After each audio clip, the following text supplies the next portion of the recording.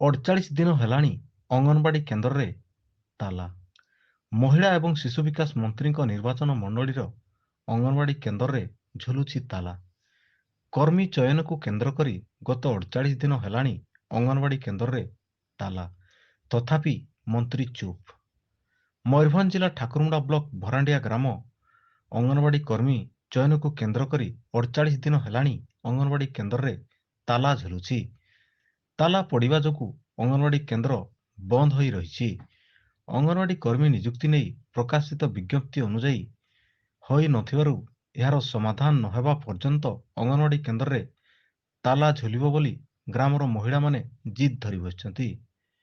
ଗତ କିଛି ଦିନ ପୂର୍ବରେ ସମାଧାନ ପାଇଁ ସିଡିପିଓ ପ୍ରେମଲତା ସେଠୀ, ସ୍ଥାନୀୟ ସରପଞ୍ଚ, ଠାକୁରମୁଣ୍ଡା ଥାନା ପୋଲିସ ତାଲା ପଡ଼ିଥିବା ଅଙ୍ଗନବାଡି କେନ୍ଦ୍ରରେ ପହଞ୍ଚି ସମାଧାନ କରିବାକୁ ଚେଷ୍ଟା କରିଥିଲେ ମଧ୍ୟ ସମାଧାନ ହୋଇ ନଥିଲା। ଫଳରେ ସମସ୍ତେ ନିରାଶ ହୋଇ ଫେରିଥିଲେ।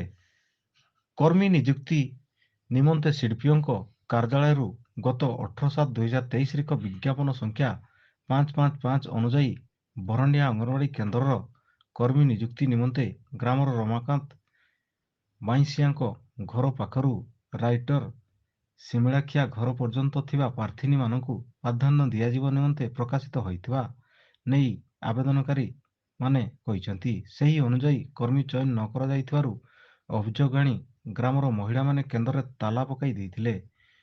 ଭରାଣ୍ଡିଆ ଗ୍ରାମ ଅଙ୍ଗନବାଡି କେନ୍ଦ୍ରରେ ଥିବା ଅଙ୍ଗନବାଡି କର୍ମୀ କମଳା ମହାନ୍ତ ଅବସର ଗ୍ରହଣ କରିବା ପରେ ଅଙ୍ଗନବାଡି ନୂତନ କର୍ମୀ ନିଯୁକ୍ତି ନେଇ ଠାକୁରମୁଣ୍ଡା ସମନ୍ୱିତ ଶିଶୁ ବିକାଶ ଯୋଜନା କାର୍ଯ୍ୟାଳୟର ବିଜ୍ଞପ୍ତି ପ୍ରକାଶ ପାଇଥିଲା।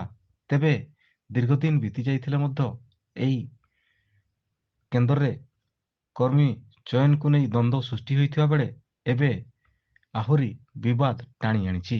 ଗତ 48 ଦିନ ହେବ ଏହି କେନ୍ଦ୍ରଟି ବନ୍ଦ ରହିଥିବା ବେଳେ ନୂତନ ଭାବେ ଚୟନ ହୋଇଥିବା କର୍ମୀଙ୍କୁ ମଧ୍ୟ ଏଠାରେ ନିଯୁକ୍ତି ମିଳିପାରିନି। ତେବେ ମାନନୀୟ ମହିଳା ଏବଂ ଶିଶୁ ବିକାଶ ମନ୍ତ୍ରୀଙ୍କ ନିର୍ବାଚନ ମଣ୍ଡଳୀ ହୋଇଥିଲେ ମଧ୍ୟ ଏହାକୁ ଅବହେଳା କରାଯାଉଥିବା ନେଇ ସ୍ଥାନୀୟ ଅଞ୍ଚଳରେ ଚର୍ଚ୍ଚାର ବେଶ କେନ୍ଦ୍ରବିନ୍ଦୁ ପାଲଟିଛି। ତେବେ ଏହି ଅଙ୍ଗନବାଡି କର୍ମୀ ନିଯୁକ୍ତିର ତୁରନ୍ତ ସମାଧାନ କରି ଉକ୍ତ ଅଙ୍ଗନବାଡି କେନ୍ଦ୍ର ଖୋଲିବା ପାଇଁ ସାଧାରଣରେ ଦାବି ହୋଇଛି। 555 ଅନୁଯାୟୀ